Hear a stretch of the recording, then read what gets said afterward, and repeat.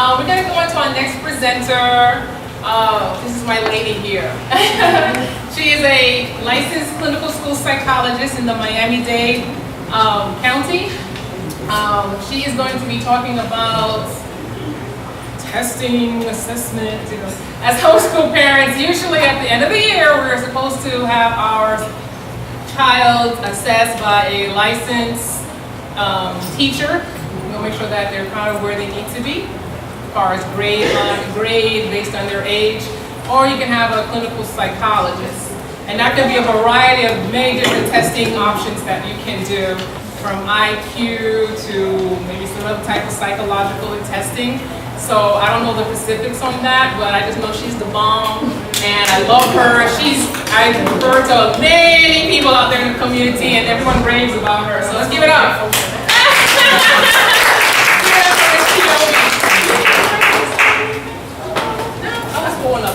I don't have a PowerPoint, so I'm just going to talk. If anyone has any questions or they want to stop me while I'm talking, please feel free to do so. My name is Tiombe Kendrick-Dunn. I'm a licensed school psychologist. I'm also a nationally certified school psychologist, and I'm certified with the Florida Department of Education to practice school psychology. I am employed full-time by Miami-Dade County Public Schools. I have been with the school board in Dade County since 2005, and I've been practicing privately since 2008.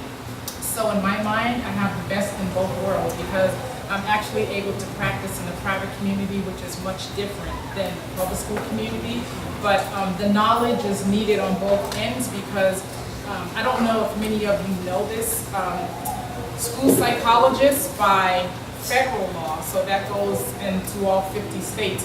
Not only are we required to service public school students, but if the parents go to their public schools and they need services, if their children are homeschooled and they want services, we have to give it. If the child is private school and, say a child needs a psychological evaluation and a parent cannot pay or they don't want to pay, they have a right to go to the public schools and ask for it. If a child is in a hospital, if they're with the Department of Juvenile Justice, it doesn't matter where they are, we're responsible for the children, because public schools are considered LEAs, a local education agency in all states.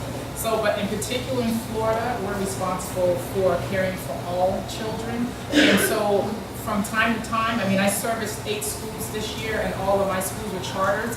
But from time to time, we do have parents that come from the private school sector and they ask for evaluations or homeschool. And I've been to DJJ plenty of times and tested, and I've also been to the mental health institution where children are, where they live, because some children are locked up because they're very mentally ill and they can't get out, and so we have to go where they are. But we also have children that are in the hospital, children that have cancer, or kids that can't leave. We have psychologists that just deal with, they're called, I think, hospital hold down. So if you have a child that's in a hospital, the school system is still responsible for educating your child. So, some of that question. So basically you're saying, as a homeschool parent, I have the option to go to my community school, my home school. Your address, yes. Yeah, and request an evaluation from the psychologist there, yes. And they can do it free. Well, it's always free, and a lot of people just don't know their legal rights, but anytime you go, and it's your legal right, if you ask for it, whether it's for gifted or you think the child's disability, they have to do it. And that can count as an assessment? Well, it is an assessment. Well, for the end of the year assessment when I have to turn in? Well, for the end of the year assessment might be different, because if you're going to the school system and saying that you want a psychological evaluation because you think your child has a disability, or you think your child may be gifted, then that's usually like a one-time thing. And if your child has a disability, you have a right to look for a reevaluation every 3 years by federal law. Now, if you want a regular assessment just to see academically where they are, you can still do that for free. The only thing is they have to take whatever test the school is given, the FCAT. In Dade County, we do FCAT 3 through 10, although FCAT is out this year. But it's going to be a new test. I don't know what it's going to be yet. I haven't heard. But grades 3 through 10, we do SAT. K to 2, we do the Stanford Achievement Test. So if a parent did not want to pay a licensed psychologist, if they didn't want to pay a certified teacher to do the end of year assessment, you would contact your school and say, listen, I want my child to sit for the MCAT. I want my child to sit for the SAT at the end of the year. You do have to let the school know because they do have procedures that they have to deal with in Tallahassee. Because all the test books are counted, they have to account for, put names, because something missing, something, schools can get accused of cheating and all kinds of stuff, but you just have to let the school know. One more. So what are the pros and cons of going that route if I was to go towards the school? Because I know homeschooling in Florida, like if I want, I can just get an assessment done, and it just basically says my child is excelling or my child is growing, and that can be as vague as it wants to be, or I can go and get the ACT or SAT done, and that'll talk more about the academic level that they're on. You mean the FCAT and the SAT? Well, no, going to school route. Okay, so as far as like record of that, because I know if I get the evaluation, I give it to the homeschool board, then that's strictly my record. Then I'm sharing with them. But if I go the school route, is there more? They still keep the record. They still keep it. Because in Florida, I believe, you can correct me if I'm wrong, but you have to register with your county. Right. In the state of Florida, you have to, if you're in Broward, Palm Beach, you have to register with the school board, and you're letting them know because in the state of Florida, compulsory age for a school attendant is 6 to 16. They do not have to go to school before the age of 6, and after 16, a child can say, oh, I'm going back to school at 16. Parent and the school can't do anything about it. Or the schools can put them out. A lot of times they put them on the streets too. We either kick them out or they leave, and they have a right to do that. If you're a special education student, you can stay in school by federal law to your 22nd birthday. Those kids cannot be put out easily. A lot of times parents don't know their legal rights. And when the schools know that, then a lot of them end up on the street anyway. But those kids can stay in school till their 22nd birthday, and there's nothing the school can do about it because that's a federal. But going back to the question about the pros and cons, the only con I think I can see, or the only ones I can see, is we only give certain assessments at the end of the year. So from 3 through 10, you're looking at the academic piece, which is what the school cares about because they're an educational institution. They want to make sure children are growing, academically, because within the laws, that's the responsibility that they have, and they have to report to the state, and they have to report to the feds. So we only give the FCAT 3 through 10, or the SAT K to 2. Now throughout the year, there are benchmarks. We do other tests because the school system is trying to get better. Because a lot of what Yoshika was saying about the schools just waiting to assess at the end of the year, and yes, we're trying to get better at that. So throughout the year, in the area of reading in the state of Florida, they do fair testing, which is like a reading assessment 3 times a year. Any of these assessments, you can go to the school and ask for your child to sit for. They give the fair 3 times a year for certain grade levels.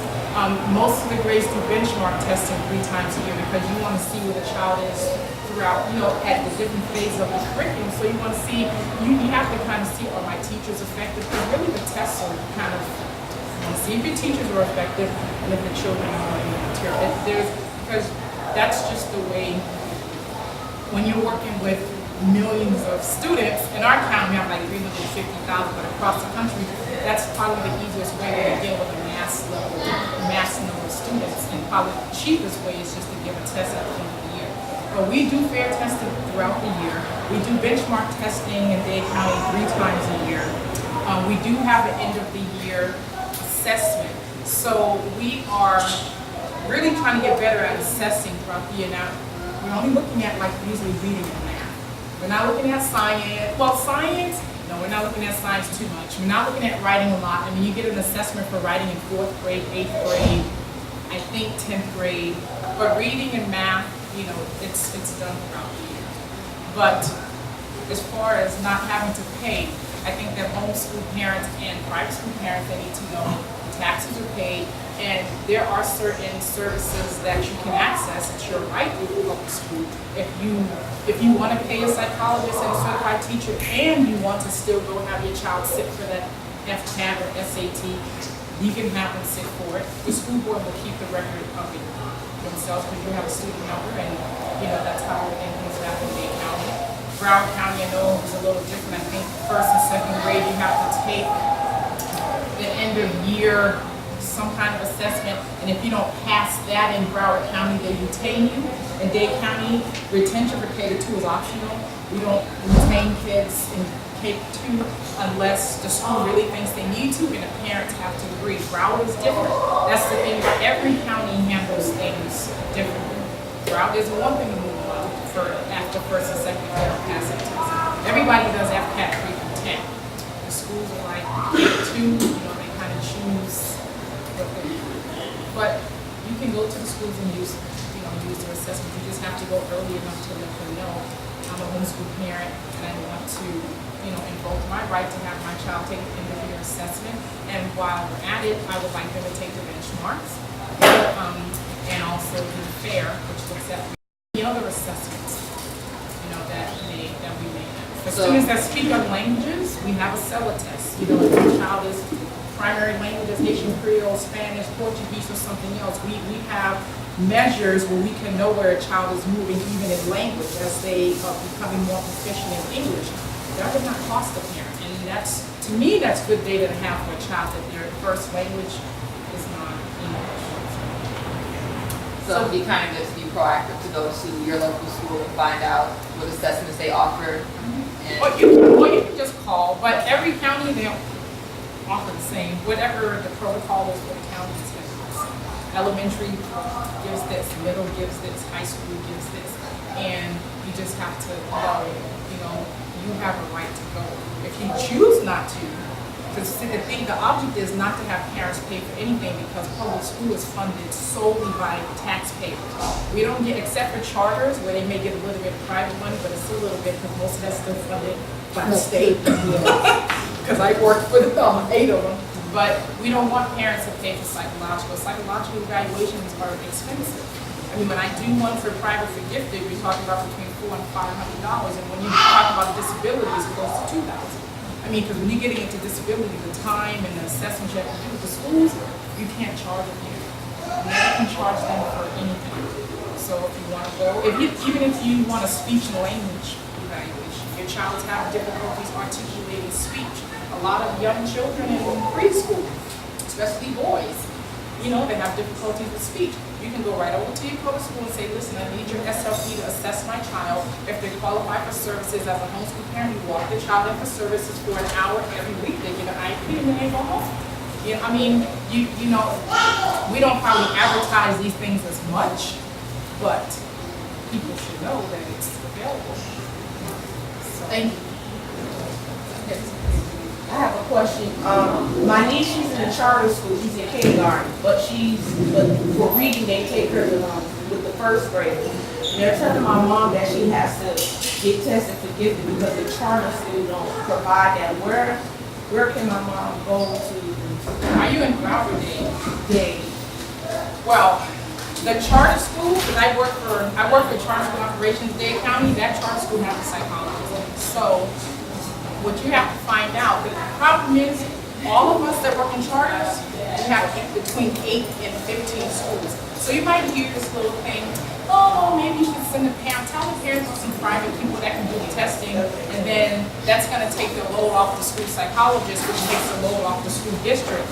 No, because the thing is, the school district is responsible. And you never take the load off of them unless, if you want to find a private person, that makes it go faster, you can do that, but you're not obligated. There's a psychologist that services that charter school, and then so the parent can go to the principal and say, look, I need to schedule a meeting with your psychologist. I need to have a meeting and I want to sign the paperwork to get my child to you guys. Now, it may take a little while, because like I said, those psychologists have between 8 and 12 schools. And this fiscal year, all the new higher school psychologists in Dade County, they let them all go.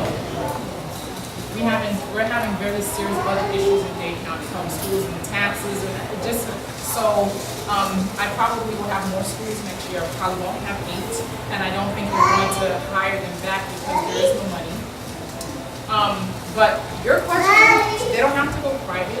They just need to find out who the person is, and they need to ask to have to do the paperwork. And you have a legal right. They can't tell you no. They can't. We can never tell you to go out privately. If a parent has a right to be private, they don't have to. We are responsible. Thank you. I have a couple of questions. Are the evaluations that you would receive through the public school system as comprehensive as they would be through a private school? That's a good question. It depends on the psychologist you get. If the person gets me, usually I would have to say yes. My private psychological evaluations for the private, for gifted, for private, and for the public school is going to be a little different because when I do gifted testing privately, I do IQ, which is required, but I also do academic achievement, which is not required in the schools, and then I also do personality test screening, not full testing. And so, and I do take a background and I do a history. So my private gift reports are expensive. Public, no, because they only require me to do IQ, and then I'll look at the child's MCAT and SAT scores, and I'll write up some information. But we're like, how do you say, we're like factory workers. They want us to crank out psychologicals like this. And so it's very difficult when you have 8 schools and the state says you need to do an initial evaluation. You only have 60 school days and you have 8 schools and you have like this many cases. Or you only have 90 days to do a gifted evaluation. And the school system doesn't have enough psychologists. And when we don't meet the timeline, we're getting fined by the state. We have a lot of problems because there are too many children that have needs and there's not enough people. And besides working for the public schools, we still have to do homeschool. Those parents come too. And so that's an added burden for us because there's just not enough people. But the answer to your question is most usually not. And it depends on the psychologist because when you're trained as a psychologist, it's kind of like when you're a doctor, you know, you become the psychologist that you think you should be, and some are more ethical than others. Some will use a report writer to save time. I try not to do that. I try to tailor psychological to that child. It's probably worse when you're looking at a child that may have a disability though, because the laws change. We have to do what's called response intervention now, RTI. So before, when you get a comprehensive with an IQ, with process, with achievement, now if you think the child has a learning disability, all you really have to do is write a psychological, this is the response to the intervention and sign the report. So that doesn't really tell a parent anything. It just tells a parent the school gave this intervention, kind of like what you were saying. We paid millions of dollars for this one Voyager program. It may not work for these Hispanic children, these Black children, these kids but that's what they use because they have to tell the state they're going to give something at a tier 2 and it's research based, right? So we just have to put in a report. This is where the child was. Tier 1, 2, and 3, and if they didn't make adequate progress, which can be subjective, because the psychologist never really knows if the teacher's really doing the paperwork that they're supposed to, and the interventions are going on. We ask, we get principals to sign paperwork, but sometimes things are not true, and then, but a parent is not really going to know if a child, IQ tests to me, when you have a learning problem, are important not because of the score, but because of the process, what they can tell you about a child's functioning. And when you're missing that piece, it's kind of hard as a psychologist to really tell a parent or a teacher or a principal what's going on, because RTI is just somebody's curriculum and it's gone or didn't. So for kids that have learning problems, it's not probably going to be as comprehensive. Because the feds say we don't have to do IQ, we don't have to do process. And that's the way to streamline things because there's so many kids and there's so few people. And so a lot of parents, they go to the private people and spend a couple $1,000, which is crazy, if you ask me. But some parents, because they may get the psychological at the school and they still go and see a regular psychologist. Because you can't tell a psychologist what to give a kid. So when those kids sit in front of me, I still give IQ to all my kids that are being referred for learning disability or an emotional issue. If you think the child's autistic, you have to give one. But I still do comprehensive because I think it's fair, kind of like what you were saying. Parents still pay taxes. My salary, my health insurance, my life, everything, all the benefits, that's from taxpayers. And I realize that. So I still try to make that stuff just like if someone's paying me because I think it's only fair. Does everybody think that way? They don't. Another question. So So when they're being evaluated by the public school system, then does that label follow them versus being assessed in a private setting where the parent doesn't have to control? Well, you do have more control when it's private. Because one of the things you do if you think you want your child to have an evaluation, you have to sign consent, and it should be informed. So if you allow a public school system to test your children, that record, regardless of the results, is going to stay in your school records because the school system owns that property. The psychologist doesn't. When it's private, that property belongs to the private psychologist, and they lock it up and they're responsible. We cannot give out anything unless the parent or an eligible student, age 18 or above, signs a release. So anything you do in the schools, it stays there, and you cannot ask for it to be released, regardless of the results. Now, about when you say follow, we do function under a privacy law called FERPA, Federal Education Privacy Rights Act. I think that's what it stands for. So even though there's a record, we still do not release the records once the child is 18 or below that without parent consent or child consent. So when students go into the military, they all come back and check records. They cannot check those records unless they get that student to sign a consent. I mean, so there is a certain level of protection. Those records, it's not like a kid's going to go to college and then, the college is going to see if a child has a disability that they're going to give them report. They never get that unless a child or the parent shares it. So we do have that level of protection. It's not as high as HIPAA. When I work privately, I function under HIPAA. Everybody knows HIPAA. When you go to your doctor, because my license is under the Department of Health. So I have to keep all of my stuff, and I have to let parents know, under what circumstances can things be released. The school's a little bit different. We keep things, but they can share information with another school without your consent. If your child moves to Pennsylvania, they don't have to get permission from you to send the records if they call. We can send those. There's certain things, yes, that they can release information, whereas you can't. There's still a level of protection. But as far as psychological stuff, we really try to keep that.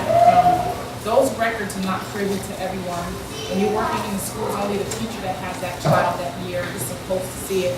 But all administrators have a right, a superintendent down to the assistant principal. So you never know who can go into a child's file. Question in regards to, say, if you're wanting to do testing for your child, and say the child is, reading at a gifted level, can you maybe go over some of resources that are available for some of the children? You mean like Davis Institute, your Oh. Sing? Yeah. Okay, so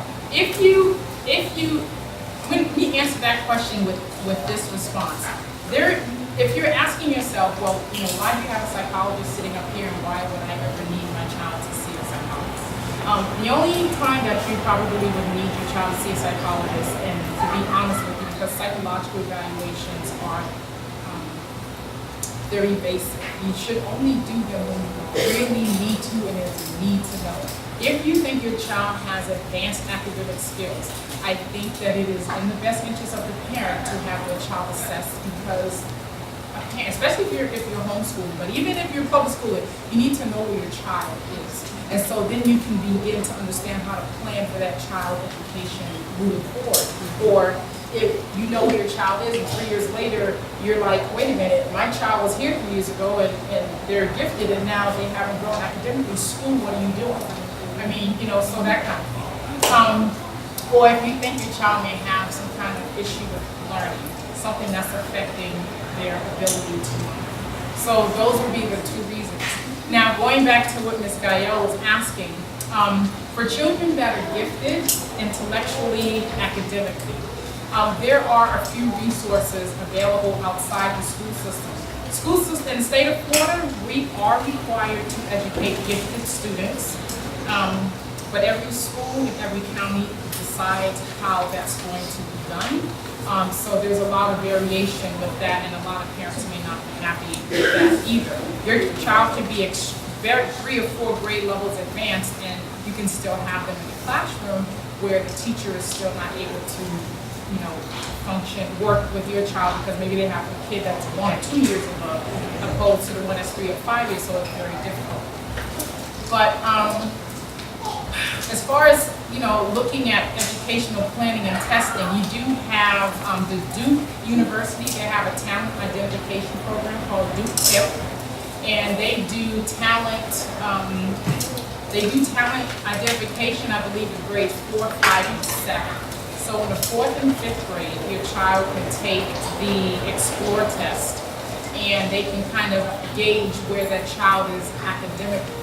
Because the problem with some of the end-of-year assessments with the students, like the FCAT and SAT, those tests probably don't really test well for students that are very advanced. There's a ceiling on those tests. So when you hit a ceiling, if a child really is in the 5th grade, but they're on a 9th grade level reading and math, you're never going to know that from the FCAT.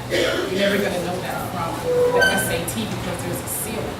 So when you go to these programs like Duke TIP, the test that they give a 4th or 5th grader is an advanced level test, like it's a test given for kids that are maybe, 7th or 8th grade, but they're going to give it to a 4th or 5th grader.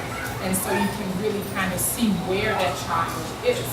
And so in 7th grade for this program, you take the regular SAT or ACT that high school students take. And so if you're a 7th grader taking that test, and that test is designed for kids that are in high school, and you do really well, they can really tell where you are academically, more so than an FCAT or an SAT. The only other way you can get that done is have a psychologist test them, because we have similar tests, but we can test where a child is age level and grade level. But you have the Duke TIP, which handles Florida. You have the Johns Hopkins University Center for Talented Youth, the CTY. They're the same kind of program. They look for their academic talent searches.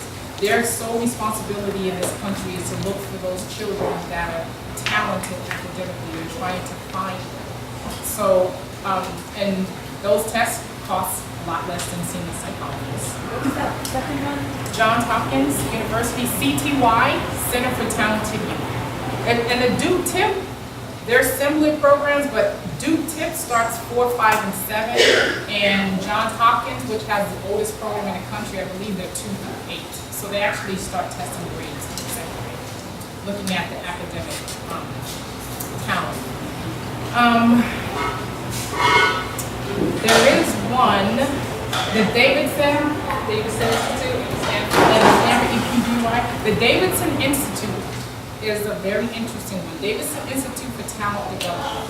They only service children that are classified as profoundly gifted. They identify profound giftedness as an IQ score and academic achievement score at 99.9 percentile. Usually a standard score of 145 or higher.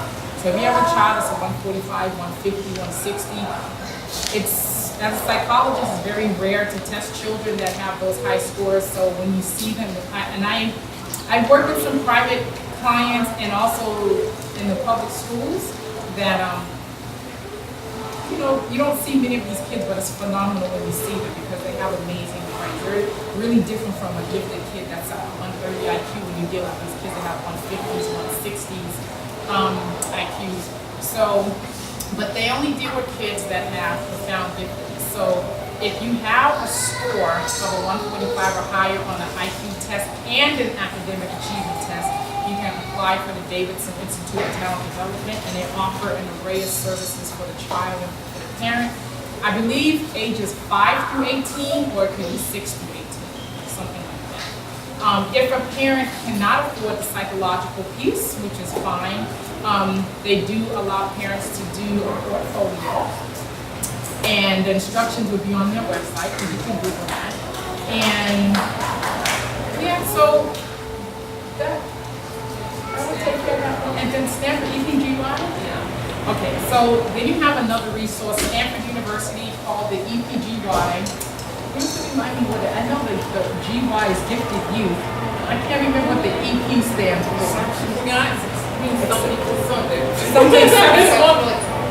It's for gifted children. Yes, it's programming. It's like the Duke, but I think they're a little less. Yeah, And yeah, because I don't think you have to be classified as gifted to access their services. You do. Oh, you do? You do. You have to have a standard test 95% out of the box. Doing science, English, math, or anything. But do they accept the standardized test from the public They schools? they accept the left card, but also at the same time, for two, not for the course. STEM, just happens, there's a test called the SCAD. Where you have to take the SCAD and you have, in order for you to take classes, then you have to be able to get a specific score. And then you're allowed to take classes too. And also they have the Northwestern Yeah. Institute That handles Denver, the other side of the country. Because what they do is they handle certain sides of the country. Duke University handles Florida and some other states. Johns Hopkins handles other states, and then the other university in Denver. Northwestern. Northwestern. It used to be 4 universities, but now I think It's it's down called to the CTT. But usually the kids that are on the West Coast, some of the states, because Johns Hopkins actually handles California, believe it or not, it's very weird why they handle California. But anyway, so those are some of the resources that are available to parents that have kids that are gifted, that are outside the school system. You also have organizations, the National Association for Gifted Children, the Florida Association for Gifted Children. Florida actually has a pretty active association. The Florida Gifted Network, Florida actually has 2. And also there's an international organization which I'm currently the president of. It's called Supporting Emotional Needs of the Gifted.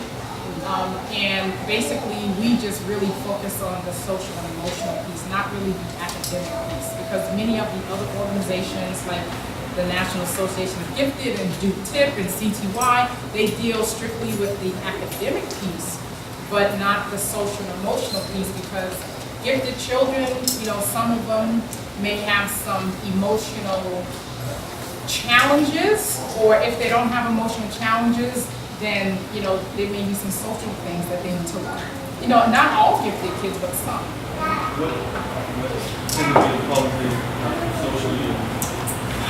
Some of them have difficulties getting along with other children, or being able to, because some kids, and this is not all, because I've seen 160 IQ kids that can just blend in with the kids that are not. So it just depends on the child. But some kids that are brighter, they don't know how to just, deal with kids that may not be on their level and have conversations, that other kids may want to have. So they may have difficulties maintaining friendships or establishing friendships. Sometimes, the world is a very cruel place, and some gifted children, especially I find children of African descent, they're very, I think as people we're just more sensitive and more in tune to spirit and nature. And so some of our kids are very sensitive, and some of the things that are going on in the world or going on in the classrooms or just in our community, it may deeply hurt them.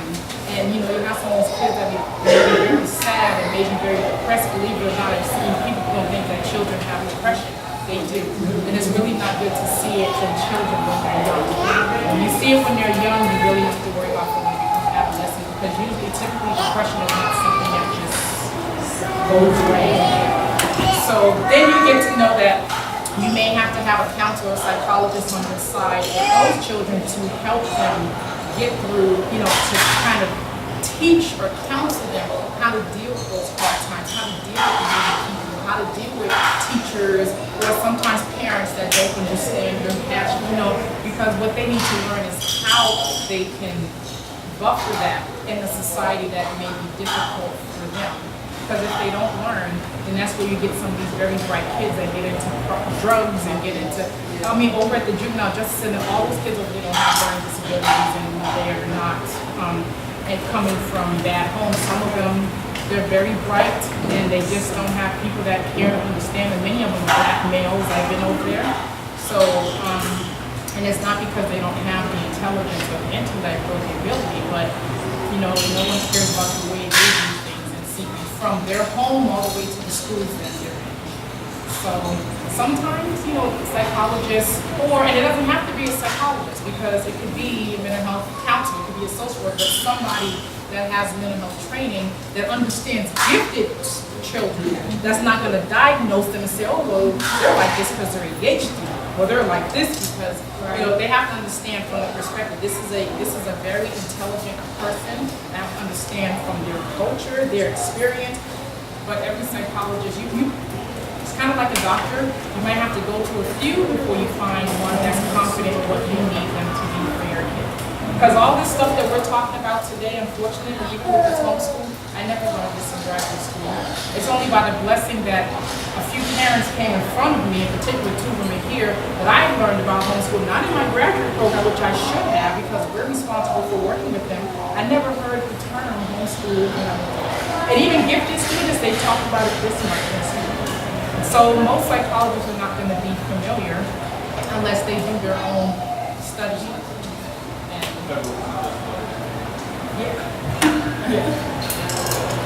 What about the services for children who may have an IQ of 70 or below, or who are more challenged, or who may have had, were excelling and then went into some kind of challenge in their grade level decline? Do you know specific services for that happening?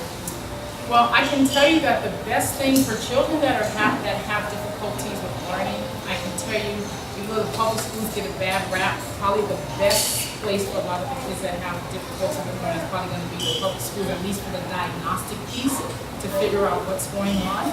And then as far as the schooling is concerned, the school districts, there is special programming for kids that have difficulties in learning. It just depends on where they're going to fit. Because if you're below a 70, you're going to classify as an IND, which is an intellectually disabled child. But a parent will have to look at what kind of services that child needs. And when you have a disability or you're on a 504 plan or IEP, a parent has a right to the John McKay Scholarship. It would be nice if they did the same for gifted. Because if you're not happy with the gifted program, you should be able to take your child's $5,000 or $6,000 and go to a school you want to. Homeschool, co-op, private school, but that's not how it is. But for kids that have disabilities, they have so many rights. It's crazy. If you're not happy with the way your child's being educated in a public school, then you can apply for the John McKay, and if you find a private school that accepts that money, and a lot of the private schools, and some decent ones, because you have to be careful with private schools, they take the money too.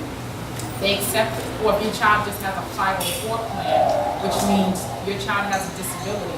Any disability, by the way, since you're homeschooling, if your child has allergies, if your child has diabetes, something that may be impacting their ability to learn, they get tired because of this disorder. They get you can ask for that at the school.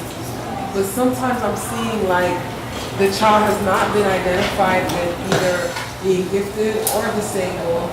The children who are falling in the cracks are those that are left behind, the middle, in that middle, and then there's no support for children like that. And so that's why I'm asking like.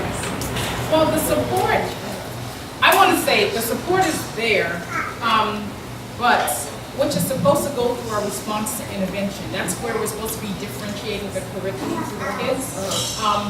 Some schools do a very good job. But some schools do a very good job at differentiating the curriculum. I had 8 schools this year. Only one of my charter schools, and that school was close to the Overtown area, but that principal and that assistant principal, they knew how to assess. They assessed the kids, they worked with them, they made sure they got intervention, they did everything they needed to do. Those kids moved. I never saw any other public school that's in the city like this one. So theoretically, the resources are there, but sometimes in the schools, people are not doing the job. They don't know RTI. I don't feel like doing it. This is too much for me. You hear the complaints from the teachers, the principals don't want to send their teachers for training. It's a mess. Or they test your child, you never find out anything. They test your child unbeknownst to you. Well, they're not supposed to do that. That's against the law. And parents the only test we can do that we don't have to get consent consent is tested every child gets, MCAT, SAT, FAIR. If every kid in the building is getting that, then we don't legally have to give consent. When we single a child out for testing, psychological testing, if they're giving your kid a test to see if they're gifted, like the Iowa test, you have to get consent for anything that every kid in that classroom is getting. But if a parent is unhappy or they're concerned about their child, they can walk into any school and ask for a psychologist. The school at any time. They don't have to be doing the worst or the best. The parent can always ask. And people have to know their legal rights. And in this state, all they have to do is go in to see that assistant principal and say, listen, I think my child is gifted. I want an evaluation. If they say, well, we should wait because they're in kindergarten and we don't, well, we should wait because you don't have to listen to waiting. You just tell them, I want it. That's it. And if there's testing that they're doing, you have to remember anything that they're doing with your children, you have a right to get copies of their records. So if you're saying, well, I want to look at all the assessments that you've done, I want to see all their FAIR data, I want to see all their benchmark data, I want to see everything that you're giving. Even what the teachers give, they have to keep copies. I want to see all the quizzes and tests that the teachers given since from the beginning of the year. The parent, because of that verbal language, they have a right. If it's there, they have a right to see it. And they can't tell the parent. They can't tell the parent. So, there's no real need for a child to fall through the cracks, because the thing is that the best I can tell a parent, because many kids come to our attention because the teacher's concerned, but a parent has a right at any time to say, that's all good and dandy if you're telling me blah, blah, blah, but I just want my child evaluated to see if they have an issue. And even if your child gets evaluated by a school psychologist in the schools and they say there isn't a problem or you disagree with what the psychologist says, you have a right to say, listen, I disagree with the psychological, I'm not going to sign anything right now, I need a second opinion, and guess who pays for that second opinion? Dade County Public Schools, Broward County Public Schools, Palm Beach, Sarasota, whichever county, they have contracts with outside psychologists that they have to pay now that $2,000 or more. And then they do a comprehensive assessment. A parent never had to come up and talk in the first place. But a parent has a right to, get that second opinion, say, I don't agree with this, I need something else.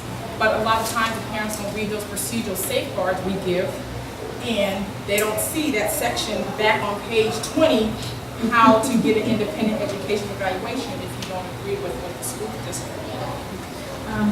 I was talking to a parent and about the services, and what I found was just that, is there a 2-year waiting period? How long does it take for that to manifest? For gifted or The other spectrum.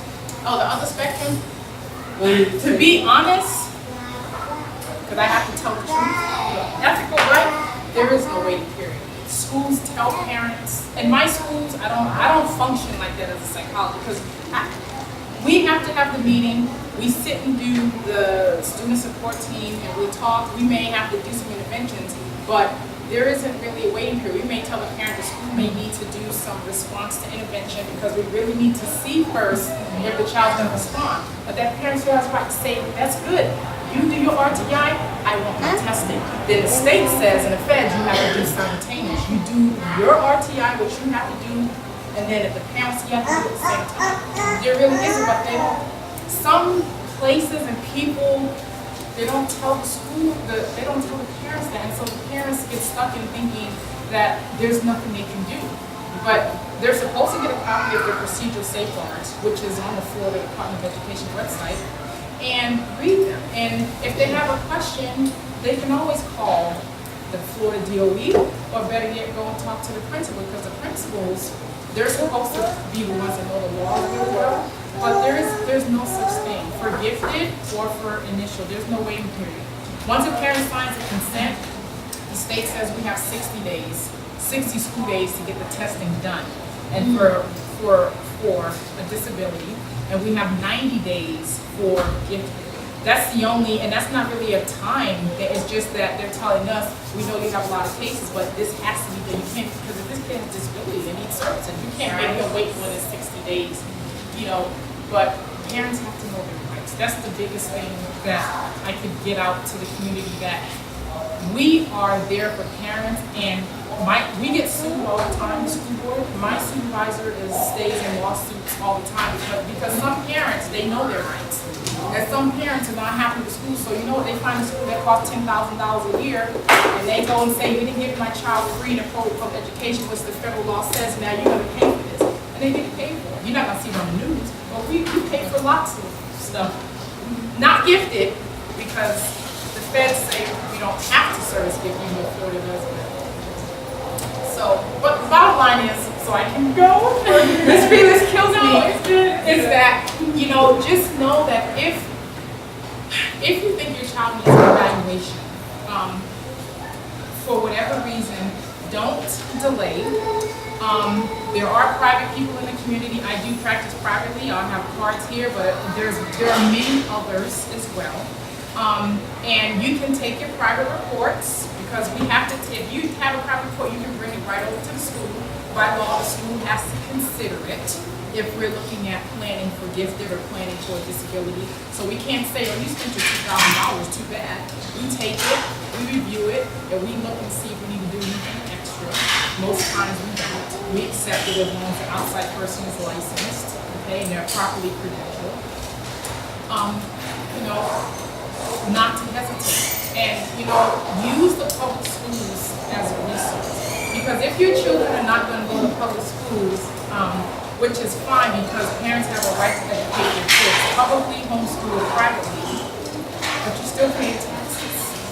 So if you think that you want to, I was telling Shika, I was speaking to her the other day, if you're a homeschool educator, the federal government gives us millions of dollars a year for professional development for teachers.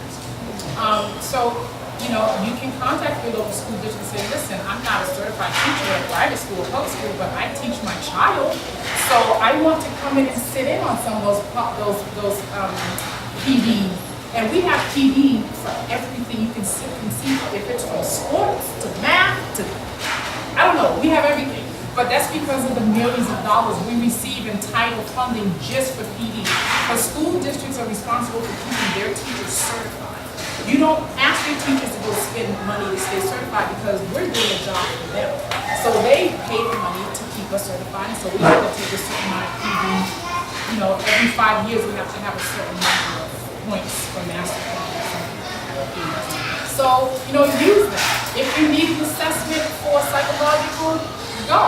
Ask for it. If your child has a problem with language development or speech, go.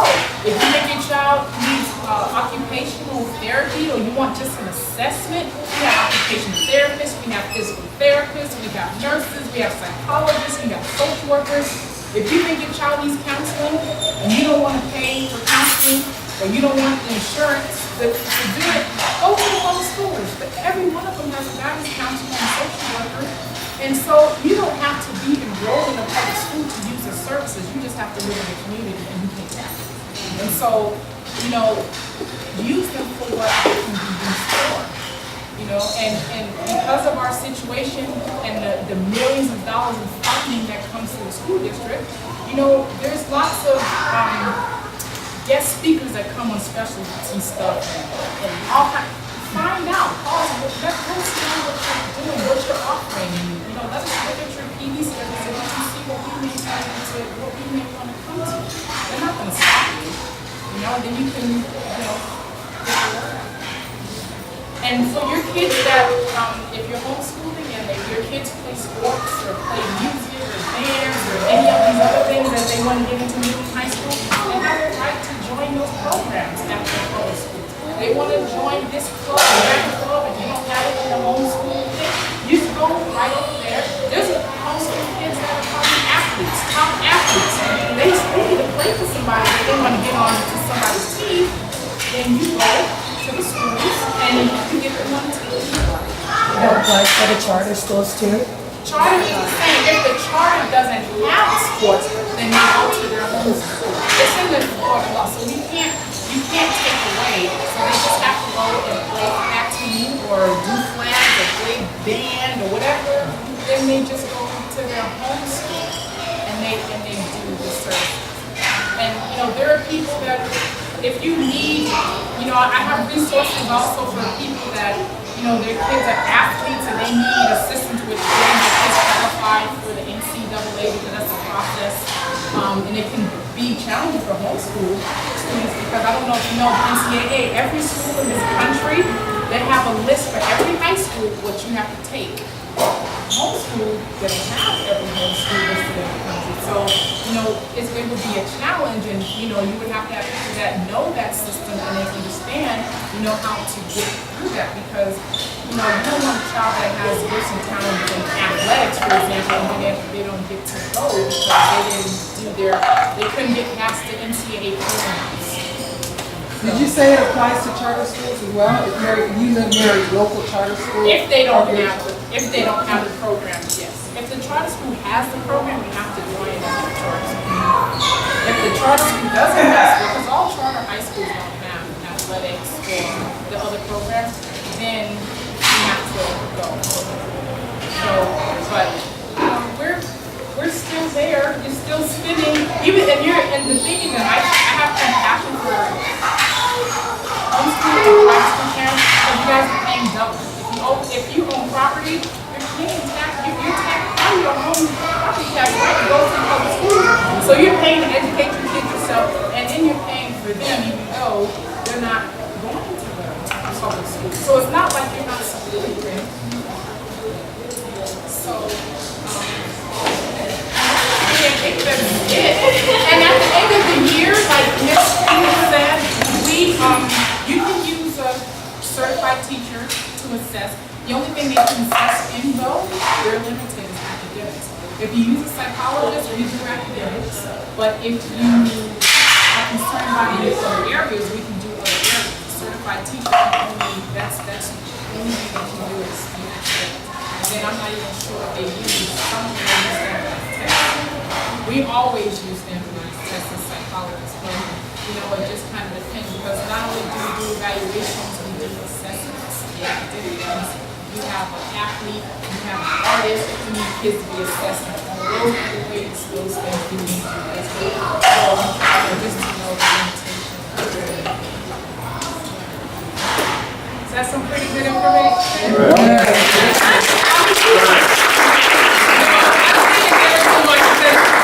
A lot of what you presented, a lot of information, nobody tells us these things.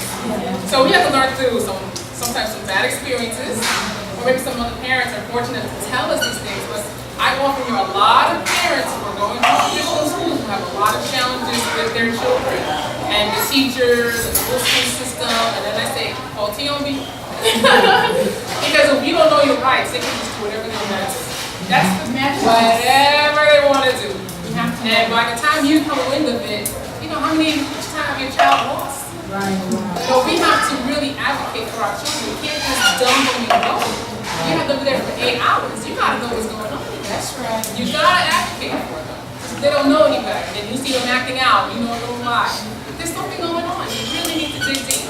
So we have resources here. Tiombe is great. She's been a asset to me because I always moved to homeschooling too, and I just don't know. So she's going to be here. Please talk to her, ask her, get some personal questions. She's here. She has business cards for the clinical psychology and also the things, the supporting emotional needs of the parent.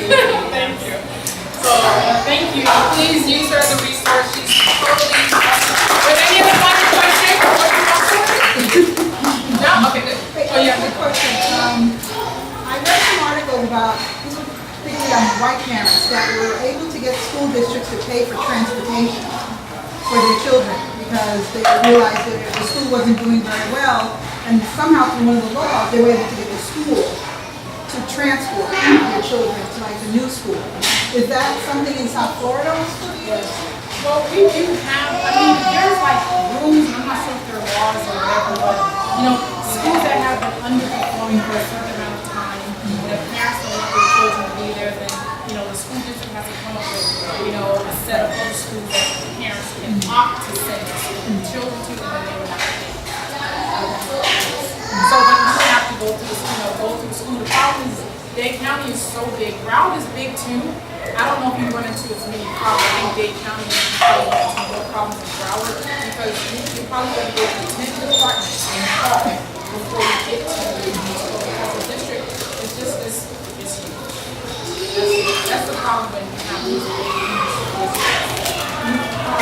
To answer the question, because I just went to a meeting with several with students, and they are giving $500 for public transportation for the public sector. So I think it will be in effect next year in January, because they're working on it now. And I think Congress did pass it. So they are giving $500 for transportation. But it's kind of like what Ms. Gayelle said, you don't have the time to waste. The problem is, rules and stuff that change all the time, but from research I've seen from the 1960s, public school, what you were showing at time, the same problems are going on, and the majority of the public schools in my county where black children go, I can tell you, it's just different from North Beach, Miami Beach. I have a school in Atmospheric. They're just so different. Different programs are not rigorous. People just don't have the same kind of feeling about the black children. And it's really sad, but it's the truth. And it's not just here because you can do this and look in Chicago, look in Boston, look in Los Angeles, look in Oakland. You're going to see the same trend when it comes to certain and that's why you have so many of you. I'm assuming you're pulling your kids out because you don't have time for these laws to pass. And then when laws pass, they're just passed. That doesn't mean they're going to be enforced. So you can see there's a lot of challenges out there in traditional schooling. So a lot of work that we need to do as parents. Whether you're going to homeschool or send your children to traditional school, we have to really be on what's going on the political side, which our next speaker is going to get into next. And also if you're homeschooling too, you got to know what's going on and what your rights are. As she was mentioning with having a school, my daughter was taking a French class in a public school in Aventura. So I figured, okay, we did tutoring, but it's great that she could be among her peers learning French. So there was a school in Aventura that was open, allowed children to come in from the outside. I went there for an hour and a half, twice a week. We got French 3 hours a week. And it was part of their after-school program that she attended. There was no issue. I didn't have to fill out no forms other than just the registration. So you can do it, you just have to ask. You just got to do it's a lot of digging and research. But some of us who've been doing homeschooling for a while, we know. So ask. Yes. We can also participate in less than 50% classes during the day. Yes. In the school. Yeah, so there's a lot of resources. Like I said, our tax dollars are paying for it. I wish there was a time. I'm hoping, I hear this, there's a homeschool CPA organization too. If you want, they send you emails.